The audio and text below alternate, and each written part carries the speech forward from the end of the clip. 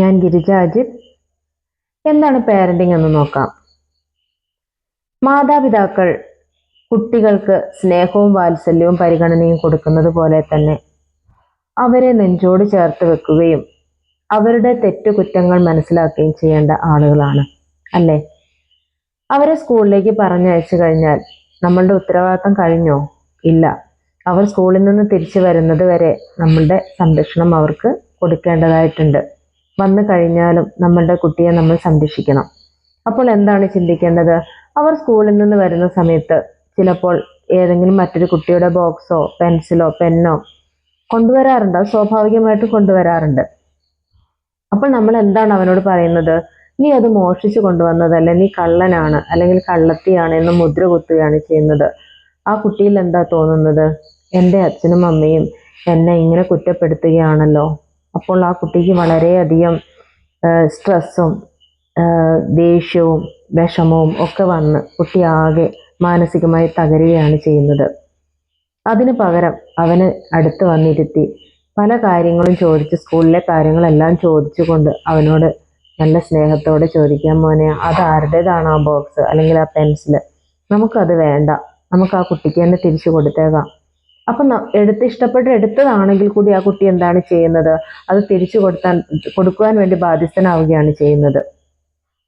അതേപോലെ തന്നെ കുട്ടികളോട് എന്ത് ചെയ്യുമ്പോഴും നീ അത് ചെയ്യരുത് ഇത് ചെയ്യരുത് എന്ന് പറയുന്നതിന് പകരം അവൻ്റെ കാര്യങ്ങൾ, അവൻ ഏതിലാണ് അവന് താല്പര്യമെന്ന് നോക്കി അവൻ്റെ കാര്യത്തിന് നമ്മളും കൂടെ നിന്നുകൊണ്ട് സഹകരിച്ച് ചെയ്യുമ്പോൾ അവർക്ക് തോന്നുന്നത് എന്താണ്? എൻ്റെ മാതാപിതാക്കൾ എൻ്റെ കൂടെ എന്നെ ശ്രദ്ധിക്കുന്നുണ്ട്, അല്ലെങ്കിൽ എന്നെ സ്നേഹിക്കുന്നുണ്ട്, എന്നെ കെയർ ചെയ്യുന്നുണ്ട് എന്ന് തോന്നുന്നുണ്ട്, അല്ലേ?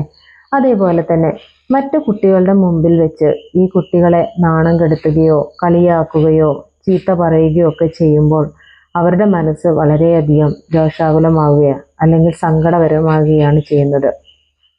അപ്പോൾ നമ്മളൊരു നല്ല പേരൻ്റ് ആണെങ്കിൽ നമ്മൾ രക്ഷിതാക്കൾ കുട്ടികളെ എപ്പോഴും ശാസിക്കണം ആവശ്യമുള്ളതിന്, എന്നാൽ അനാവശ്യമായി ശാസിക്കുകയും കുട്ടികളുടെ മുമ്പിൽ വെച്ച് താരതമ്യപ്പെടുത്തുകയും തരം താഴ്ത്തുകയൊക്കെ ചെയ്യുമ്പോൾ അവർക്ക് വിഷമമാണ് വരുന്നത്. നമ്മൾ അവരെ ശ്രദ്ധിച്ചാണ് കുട്ടികളെ കൈകാര്യം ചെയ്യേണ്ടത്.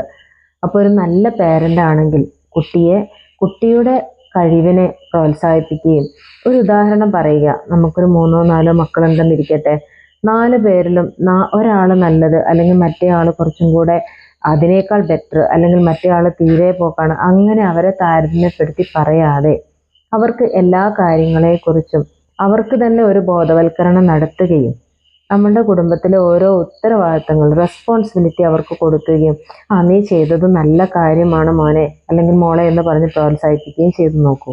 അങ്ങനെയൊക്കെ ചെയ്യുമ്പോൾ ആ കുട്ടികൾക്ക് എന്താണ് തോന്നുന്നത്? ഞാൻ നന്നാവണം, ഇനിയും ഞാൻ നല്ല ആളാവണം, അപ്പം എൻ്റെ അച്ഛൻ അമ്മ ഇവരുടെ മുമ്പിൽ ഇപ്പം ഞാൻ ഏതായാലും നല്ലൊരു ആളായി മാറി, ഇനിയും ഞാൻ കുറച്ചും കൂടെ നന്നാവാൻ ശ്രമിക്കട്ടെ എന്നല്ലേ തോന്നുക. അതിന് പകരം ആ കുട്ടിയെ എപ്പോഴും മറ്റുള്ളവരുടെ മുമ്പിൽ വെച്ച് താരതമ്യപ്പെടുത്തി പറയുകയും കളിയാക്കി പറയുകയും അല്ലെങ്കിൽ നീ കള്ളനാണ് അങ്ങനെയുള്ള മുദ്രകുത്തലൊക്കെ ചെയ്യുന്ന സമയത്ത് ആ കുട്ടി തന്നെ ബാഡായി പോവുകയാണ് ചെയ്യുന്നത്. കുട്ടികൾ നല്ല ശീലം കൊണ്ടുവരാൻ വേണ്ടി നമ്മൾ മാതാപിതാക്കളാണ് ശ്രമിക്കേണ്ടത്. എങ്ങനെയാണ് മാതാപിതാക്കൾ ശ്രമിക്കേണ്ടതെന്ന് ചോദിച്ചാൽ, ഇതേപോലെ കുട്ടികളെ അടുത്തിരുത്തുക. നമ്മളിപ്പോൾ അച്ഛനും അമ്മയും ജോലിക്ക് പോകുന്ന ആളുകളായിരിക്കാം. ജോലി കഴിഞ്ഞ് വന്നാൽ കുറച്ച് സമയം കുട്ടികളുടെ കൂടെ ഇരിക്കുക, എല്ലാവരും കൂടിയിട്ടുള്ള കുറച്ച് സമയം അതിനുവേണ്ടി ചെലവഴിക്കുക. അതേപോലെ ഭക്ഷണം കഴിക്കുമ്പോഴാവട്ടെ കുട്ടികളെ എല്ലാവരെയും കൂട്ടിയിരുത്തി നമുക്ക് ഒരുമിച്ച് ഭക്ഷണം കഴിക്കുക എന്ന് പറഞ്ഞുകൊണ്ട് എല്ലാവരും കൂടെ ഒരുമിച്ച് അങ്ങോട്ടും ഇങ്ങോട്ടും പങ്കുവെച്ച് കഴിക്കുക. അപ്പോൾ ആ കുട്ടിയിൽ എന്താണ്? അച്ഛനും അമ്മയും നല്ല റോൾ മോഡലാണ്, ഇതേപോലെ ഞാൻ ചെയ്യണം എന്ന തോന്നലും ഉണ്ടാവും.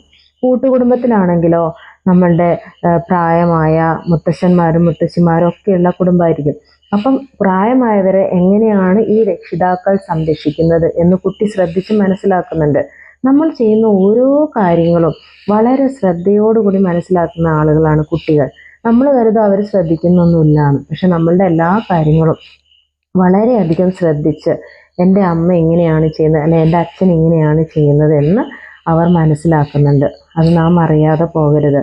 അപ്പോൾ നമ്മളുടെ കുട്ടികളെ നമ്മൾ എപ്പോഴും എന്താണ് കുട്ടിയുടെ കഴിവെന്നും, ഇനി കുറച്ചും കൂടെ കഴിവ് കുറഞ്ഞ കുട്ടിയാണെങ്കിൽ ആ കുട്ടിയെ പറഞ്ഞ് പറഞ്ഞ് അവൻ്റെ മനസ്സിലേക്ക് നല്ല സ്നേഹത്തോടെയുള്ള ഒരു സാന്ത്വനം കൊടുത്തുകൊണ്ട് അവനെ വളർത്തിയെടുക്കാൻ ശ്രമിച്ചാൽ നമ്മളുടെ കുട്ടികൾ നല്ല കുട്ടികളായി വളരുകയും ചെയ്യും. അത് ചെയ്തു എന്നുള്ള ഒരു ഉത്തരവാദിത്തം മാതാപിതാക്കളായ നമ്മൾക്ക് നല്ല രീതിയിൽ ചെയ്തു എന്നതുള്ള ഒരു ധൈര്യവും അതേപോലെ നല്ലൊരു സന്തോഷവും നമ്മുടെ മനസ്സിനുണ്ടാവും.